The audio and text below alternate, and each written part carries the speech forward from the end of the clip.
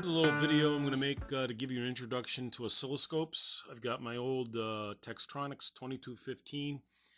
It's the only analog oscilloscope that I have remaining. I've had, the old space heaters from the 60s, early 70s, and this is about a late 70s, early 80s edition. I got it for free because the power supply, which you can't see here, I put some blue paper around it just for production value, but I bolted a power supply on the back because I couldn't get the switching power supply working. It kept blowing fuses, and it hasn't been calibrated, and you're gonna see some things, but it's good enough for display and give you. I picked this scope rather than my really good digital scope because those are very complicated, and I want you to see knobs because most of you who don't know how to use an oscilloscope will probably get your hands on an old analog oscilloscope like this. Once you learn the analog, learning a digital will be a little easier because with the digitals you really can't see all your controls. They're just kind of on touch screens, but this is the way we did things back in the old days. It's old school. So we're going to turn this guy on and we're going to give it. Normally when you turn on an oscilloscope, even a digital one, you want like a 5-minute warm-up. That gives the oscillators inside and all the measurement circuitry to stabilize. This has been on for a few minutes, but as you can see here, it doesn't go quite off the screen. I have to make some adjustments to that. But we're going to talk, it's good enough. I've got an Arduino Uno down here where I can look at different signals. I just made a counter, say half the frequency again. So we'll put that one on there. Oops, I hit my stand. And you notice there's a slight slope to that. That's part of the amplifier inside the 2215, which I have to adjust. There's a capacitance value, and there's adjustment on most of your scope probes. This scope probe is so old it's not even working. So in reality, these signals are flat and very sharp edged, but for this demo, just to show you how an oscilloscope works, it'll be fine. So let's get into it. In this particular scope, what you're going to find is usually there's an intensity knob. Okay, and trace rotation is just because this is an old analog scope with a picture tube, a CRT. You might have to adjust the rotation of the strings to get these lines nice and straight across. And then a beam finder works. Let's say you don't know where the beam is on screen. See how it lights up very bright? It tells you about where the trace is. So if your trace is not anywhere on the screen, like way off, this will help you find the beam. It does that on purpose. But we're going to put the, not all scopes have a beam finder. And let's get this down to about there. All right, and below that is a test probe point. This is where you would put your probe point right in there and you adjust your probe. I'm not going to get into probe calibration. That's a whole nother video, but this probe is not perfectly calibrated, neither is the scope, but it's good for display purposes. The next signal out of that is what they call the autofocus. You can see we're going to get this focused as best we can. And then there's other things called astigmatism, which we don't have. For those of you who have a 2215, you're probably wondering why this one has a light on it. Well, I put a little LED on there because this thing didn't have a power light. And when I turn down the intensity on my scope, if everything's, you might not get any indication. Because when you walk away from a scope, you should always turn your intensity down so you don't burn an image into the oscilloscope. And also, if you have an old, phosphorus type, analog, I recommend you make a little cover. I made this out of tar paper. And this keeps, bright light from, damaging your phosphorus coating. This one doesn't have a graticule that illuminates, but in this lighting we can see everything. So we'll turn the intensity back up. There we go. All right, so we've talked about the auto intensity, the trace rotation, the trace finding, beam finder, the calibration point, and the focus and the power switch. All right, so most oscilloscope, virtually every oscilloscope is based on two axes. The vertical axis, this is a two-channel, channel A and B, or channel 1 and 2. That's the vertical. How we look at things vertically, we can change it. And the horizontal, which is usually common. And this scope has an A and a B. It's called a dual trace, which means you could switch between two different traces here. I'm going to change the the horizontal rate. And you can see that it allows you to kind of zoom in on things. So that's changing your horizontal. And you would do that to get the best waveform you can on the screen. Here we want about 3.5 cycles. That's good. And this one is the vertical for the channel 1. See, I can increase the vertical to get where I want. You don't want to go too far off screen. So there you go. If you have an oscilloscope, study it. Look for your vertical and your horizontal controls. Those are the crux of what you're going to be changing on a basis all the time. And you may be a dual trace, dual channel. This one you can switch between A and B. This one has a delayed sweep where you can delay the trace and intensify. So then we're going to show that maybe a little later, but you don't need that fancy feature. We're talking about just the basic features. Okay, so now in the vertical section, you're going to always find a switch or some sort, DC, ground, and AC. It's on DC now, which means we're effectively relative to 0 volts right there. If I put it on ground, I want to find where my ground is. Oh, look at that. My ground is up there. So there's some kind of DC offset on this. So I'm getting negative voltages because my scope probe is all messed up. But there's my DC. And there's the AC. Oops. Yeah, see, these switches are getting kind of old. Notice that it's around. Let's put our position. See, there's a position C. So let's find our ground. There's our ground. And we go AC, you can see it's AC coupled. It's coupled around the 0 volt point. But if we want DC to measure actual voltage, we can see the signal is going low. So that is pretty much what we've got going there. And you can see this is a times 10 probe if you can look on top. So you want to follow the times 1 or the times 10. This is 5 volts per division. So we're looking at a 5 volt signal. And channel 2 has the same switch, AC, DC, and ground. There's the input. And this is a master ground for the scope, like if you're probing multiple channels and you want a single point ground from somewhere. In my case, I'm using the ground from the probe locally to what the signal I'm measuring on the Arduino Uno. Okay, and the vertical section will have a position where you can move it up and down. And there's one for channel 2. And let's look at both traces here.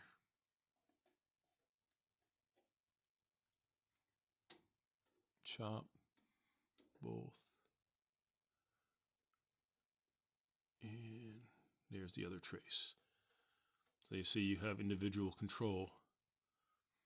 Like I said, if this was off screen, you can push the beam finder and say, oh, look at that, it's way off screen down there. So it tells you about where it is. See how that worked? Beam finder. If this was way off screen, the beam finder would show you down here at the bottom where my thumb is. See, this signal's way off screen, so you need to bring it up. That's what the beam finder does. So we're going to go back to just one channel. That's the beauty of a dual channel. It's not dual trace. It is a dual trace, but just because it has 2 channels doesn't mean it has a dual trace. All right, and when you're looking at both signals, you can chop between the two, which means that the oscilloscope is very quickly, because there's only one beam on these oscilloscopes, so it's quickly chopping between the 2 frequencies so fast you can't see it. But if we increase the speed of this, we might start to see the chopping a little bit in there, but that's okay. And the other one is alternate, and we're not. Oh, that's add. There's alternate. So now what this is doing very quickly is tracing this whole trace and then this one. So if you want to look at signals in real time compared to each other, you don't want alt. You want chop, because that'll give you in real time compared to each other. I don't have another probe here, but we're not going to get into the finer of what add and alt and chop are. And then you have add. And by doing this, you can look at differential signals. So you can take one signal on channel 1, hit invert, which is to subtract when you're doing the add. And if you don't invert, that's just an add. So you subtract the 2, put it in add and invert, and you can subtract the 2 channels, and you can see how your differential signals are working. They should zero out or add together, however that works. So we're not going to do that. So let's go back to alt and channel 1. Yeah, switches are kind of old in this thing. All right, now also there are cases like, let's say we wanted to increase the gain on our channel 1 here. Wow, he's way off screen, isn't he? All right, there we go. We can take this out of calibration. We can, suppose I want this to be exactly 3. You notice, if you look very carefully here, I'll show you what this is. Sometimes we want to write rise and fall times. See this little dotted line here and a dotted line there? That's the 10% power points of a signal if you wanted to measure rise and fall time. So what you do is you would, if you really wanted to get accurate, you would bring this down to the graticule lines above it, and then you can measure the rise and fall time at the 10% mark. That's one reason why you want to take things out of cal. But normally you're just going to leave your vertical in cal, and you're going to, again, let's find out where 0 is. There's a DC. All right. So what else can I say? So let's look at the horizontal. Horizontal just tells you how many the time per division. This is volts per division, and this is time per division this way. So you can see that these signals, I'm in the 50 microseconds. So this signal is about 150 microseconds per cycle. A little less than that. Of course, it's not out of scope, so you can do your math and figure out what the frequency is there.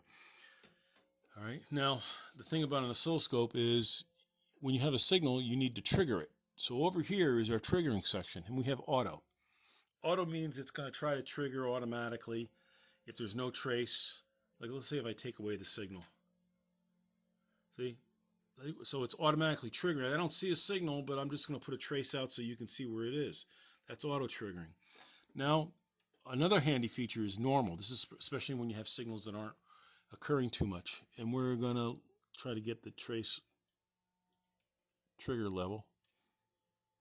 There it is. So this is the trigger level. And this is, there we go. So we got the trigger level over here. And that allows, in normal mode, it only traces when it gets a signal that crosses the trigger level. This doesn't show the actual trigger level. Analog scope, digital scopes will show you where it's triggering, but it's probably triggering right between these two, right where my screwdriver is. And every time I got a positive slope here, every time the signal goes from low to high, as you can see here, it went low to high. That's when the scope started triggering. I could trigger on the negative edge. See? And now I'm triggering when the signal goes from high to low. That's why we see that first varying. So let's go back to positive trigger, or positive slope, normal. So now we're in normal mode, which means if we don't have a signal or we don't get to the trigger point, there's no trace. And that's good for a signal that doesn't occur very often, or it's a jittery signal. Sometimes you want to put it in normal mode. You don't want to see the trace. But watch, if I go back to auto mode, it shows the trace even without a trigger.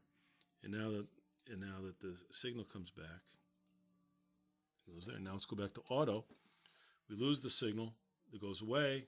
But as soon as the signal comes back and starts triggering, we see the signal again.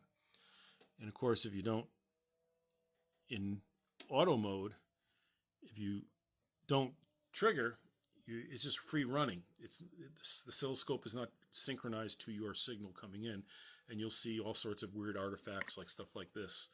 So always make sure that you've got got a good trigger level. There you go, good triggered signal.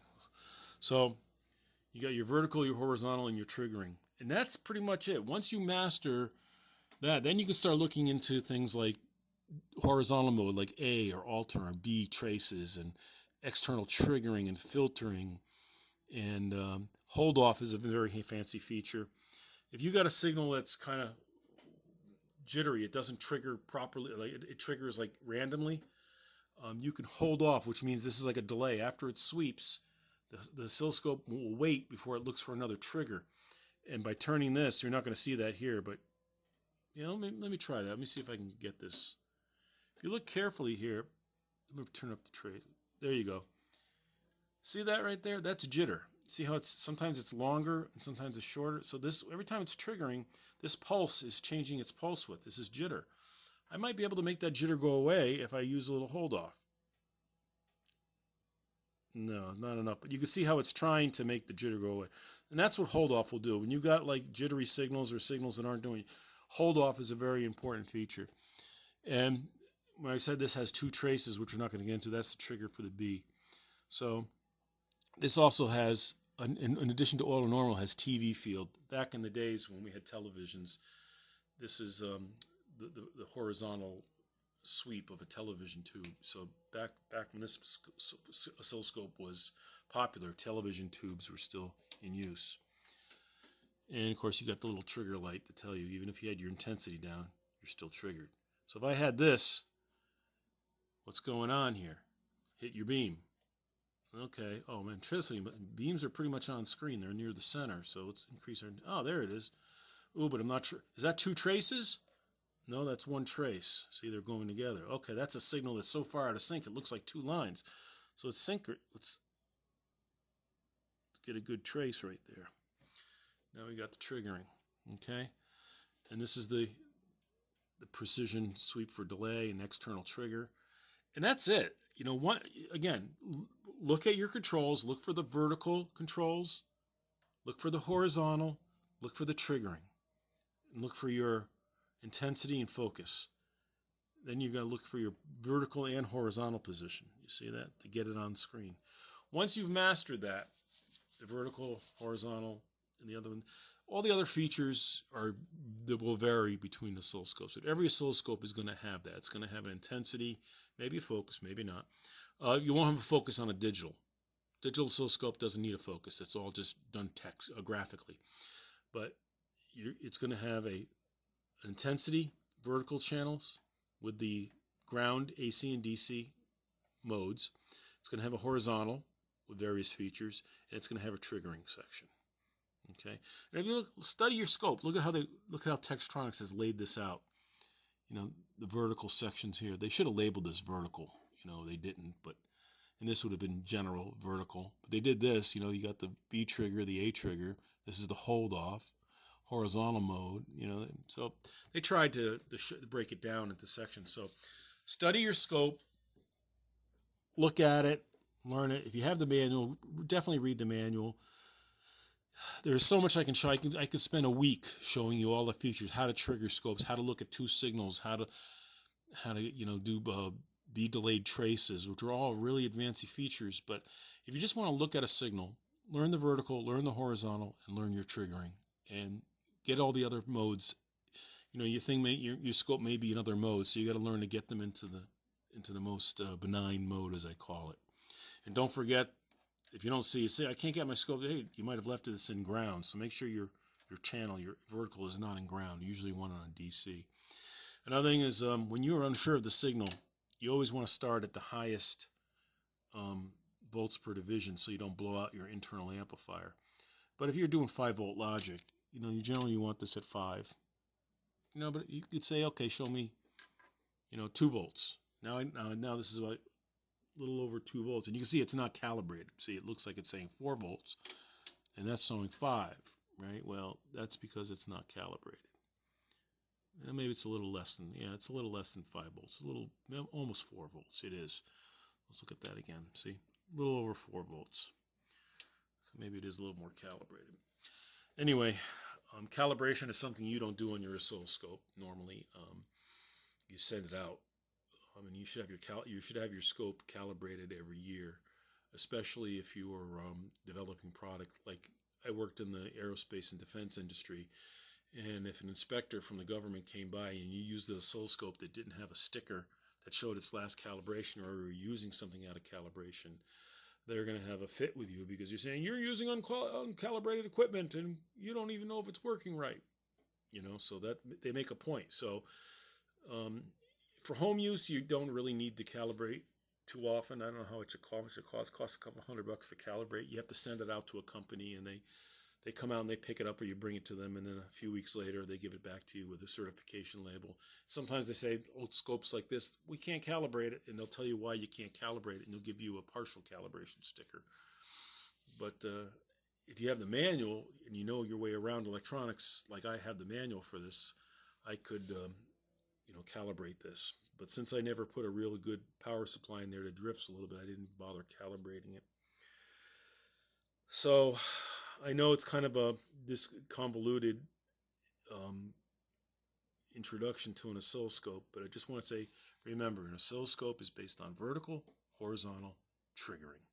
Everything else is just extra features. Okay, you'll see a email address at the end. You can email me or send comments if you have any questions. Maybe I can make another video. I should get some good scope probes because these probes are so terrible. Maybe I'll bring out my digital scope. I don't know if I really want to do that. Maybe I should just calibrate this and show you some of the other features of how to trigger things and how to look at two signals at the same time, which is good, and show you what chop and alt do and how they can affect the way signals look on the screen in reference to each other. And that's it. Thank you.